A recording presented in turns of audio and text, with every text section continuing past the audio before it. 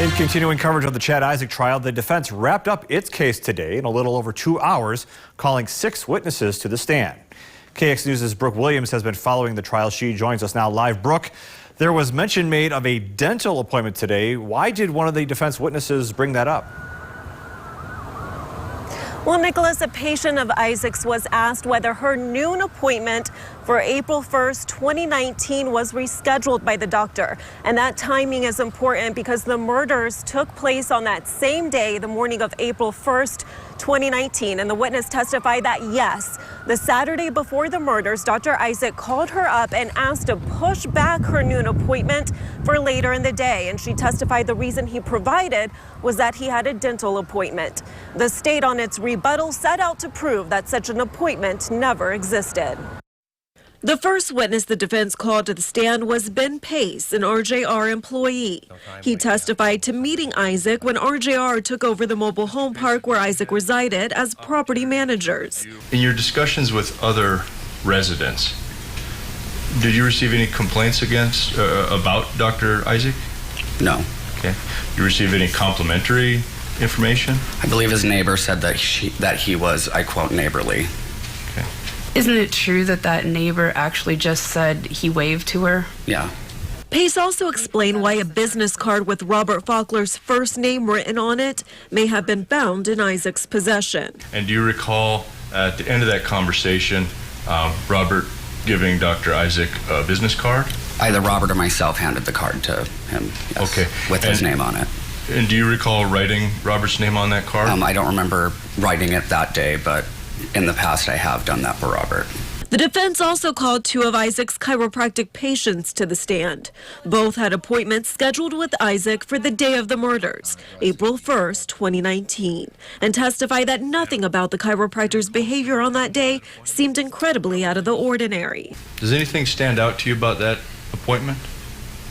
No, nothing was different than any other appointment that I had.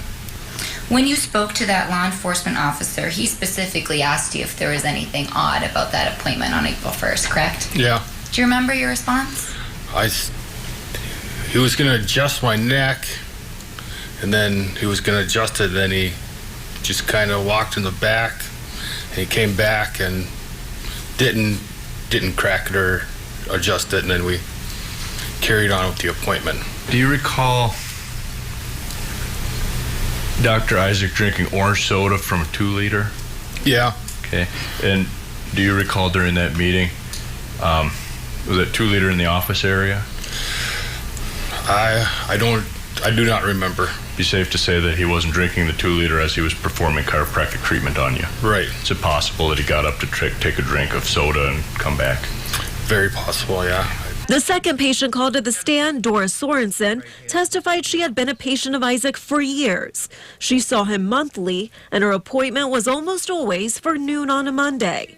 But on April 1st, that regular noon appointment on the Monday in question was pushed back at Isaac's request. And do you recall Dr. Isaak calling you the Saturday or Sunday prior and rescheduling that appointment? Yes, okay. It was normal practice, so always call me ahead of time. Okay. And over the 10 years that you'd been a patient of Dr. Isaak's, did he always call you the weekend prior to your Monday treatments? Yes. Okay. And why did he always call you on the weekend prior to treatment? Number one, I had asked him to do that to remind me, and I think he just did it out of courtesy also. Okay, so every Saturday, or once a month for nearly 10 years he would call you. And yes. Do you remember when that law enforcement officer asked you how often the defendant canceled or rescheduled appointments? No. Okay. If I told you that you told that law enforcement officer that it did not happen very often and he rarely canceled appointments, would that surprise you? No. The defense noticeably not addressing the dental appointment further until the state brought it to the forefront of questioning, calling rebuttal witnesses to the stand, including a receptionist for a dental office where Isaak was once a patient. Do you know whether the defendant had a dental appointment on April 1st, 2019? He did not. But the witness testified Isaak hadn't been at the office at all since May 2017. And now, just generally speaking, if a patient were to decide to go to another dental facility, do you typically get a request for that patient's dental information to be forwarded on to the new dentist? Most times, yes. They want x-rays transferred. And in this case, did you receive a request from any other dentist asking for the defendant's information? We did not. Did Chad Isaak request request his records prior to May of 2017? X-rays? No, not that I'm aware of. Not that you're aware of, correct? Can I answer that? Yep. Yes. He most times took them when he left, now that you say that. Okay. So he had previously take his X-ray record, or you take his records when he left? Yes. Okay. Thank you. I have no further questions. Isaak himself did not take the stand in his own defense. A lot of today's testimony centered on whether Isaak had that dentist appointment or not. And that testimony from the dental receptionist that you just heard there, who said that he did not have an appointment with their office the morning of April 1st, that was the last testimony that jurors had today.